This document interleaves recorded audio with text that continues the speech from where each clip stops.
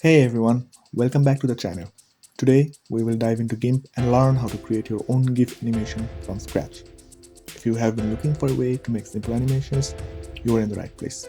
Let's get started. First, open up GIMP and start a new project by going to File and select New. Choose the canvas size that works for you, as this will be the size of your final GIF. Now, to create the animation, each layer in your project will act as a single frame. So for each frame you want, create a new layer. You can do this by clicking on Layer, New Layer.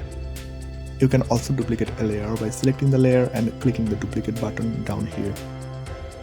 Now that we have the basic idea of layering, let's go ahead and make things a bit more interesting. I will use an image I created in a previous video where a plane is about to touch down. You can also check out that video, the link is in the description. I'll copy this image multiple times and use each copy as a separate layer. By adjusting each layer's position just a little, we can create an animation of the plane descending toward the ground, giving it that landing motion. So now I will go ahead and create all the layers with slight differences.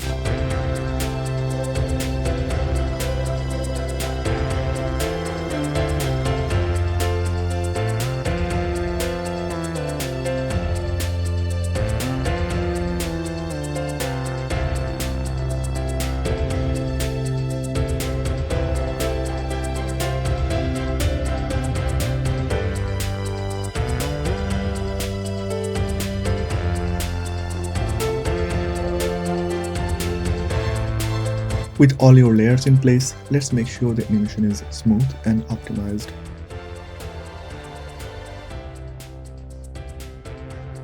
Go up to the Filters menu, scroll down to Animation and select Optimize for GIF.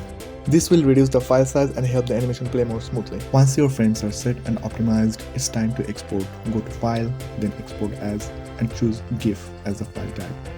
GIMP will then open up a few options for exporting as a GIF.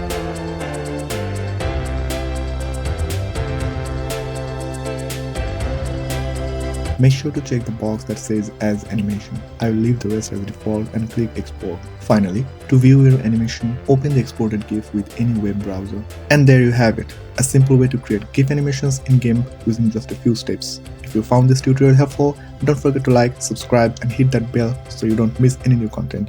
Thanks for watching and I'll see you in the next video.